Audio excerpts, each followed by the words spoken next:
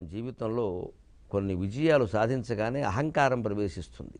ఇదంతా మన సాధన, మన ప్రతిభ, మన గొప్పతనం, మనకొచ్చిన అవకాశాలు, వాటిని మనం వినియోగించుకున్న విధానం అని ప్రవేశిస్తుంది. అప్పుడు చెంప మీద కొట్టుకుని ఈ పద్యం చదువుకోవాలి.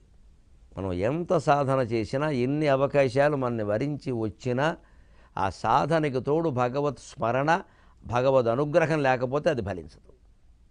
మహాతపస్సులు సైతం మట్టుకొట్టుకుపోవడానికి కారణం అదే. పురాణాలు చదువుకుంటే తెలుస్తుంది. 1000 ఏళ్ళు 10,000 ఏళ్ళు తపస్సు చేశాడు. ఎందుకండి? అన్ని వేల ఏళ్ళు ఎందుకండి? అది పక్కదారి పట్టింది. అవి జడ సమాధులు అంటారు వాటిని. జడ సమాధులు అంటారు వాటిని. వేదాంత పరిభాషలో జడ సమాధులు అంటారు. ఎందుకది పని లేకంటారు. అందుకంటే కళ్ళు తెలిసి మామూలుగా పనులను చేసుకోవడం మంచిది. కొన్ని పనులైనా అవుతాయి. ఎందుకంటే అసలు విషయం మీద లేదు దృష్టి. ఏమీ అర్థం కాని సమాధిలో గడిపోతారు కొందరు. ఏమీ అర్థం కాలేదు. అలా కూడా మౌనంలోకి వెళ్ళిపోవచ్చు. దాని విధానాలు దానికి ఉన్నాయి. మొత్తం తీసుకుని కూడా మౌనంలో కోమాలోకి వెళ్ళడమును తపస్సు ఒకటేరా? మనస్సు క్షయించడమే తపస్సు అంటారండి. అంటే కోమాలోకి వెళ్ళేవాడికి మనస్సు క్షయించిందండి లేదండి, వాడు తపస్సు చేసినట్ట. మత్తు ఇంజక్షన్ చేసుకుంటే ఏం జరుగుతుందో తెలియదండి, వాడు తపస్సు చేసినట్ట. అలాంటి తపస్సులు ఉంటాయి కొంతమందివి, అవి ఫలించవు. ఎందుకంటే కర్మఫలం ఏదో అలా ఉండిపోయింది. అది అనుభవిస్తే కానీ ఇది ఫలించదు. గజేంద్ర మోక్షం కథలో ఉంటుంది అది. ఆ ఇంద్రజుమ్న మహారాజు 1000 ఏళ్ళు చేస్తాడు, అంతకు తపస్సు ఫలించదు. ఎందుకో ఆయనకి తెలియదు, అలా చేస్తూనే ఉంటాడు. అనుకోకుండా అగస్త్యుడు వచ్చి నేను వచ్చినా కానీ గౌరవించలేదని వంకపెట్టి శపిస్తాడు, ఏనుగు వేయబుట్టమని.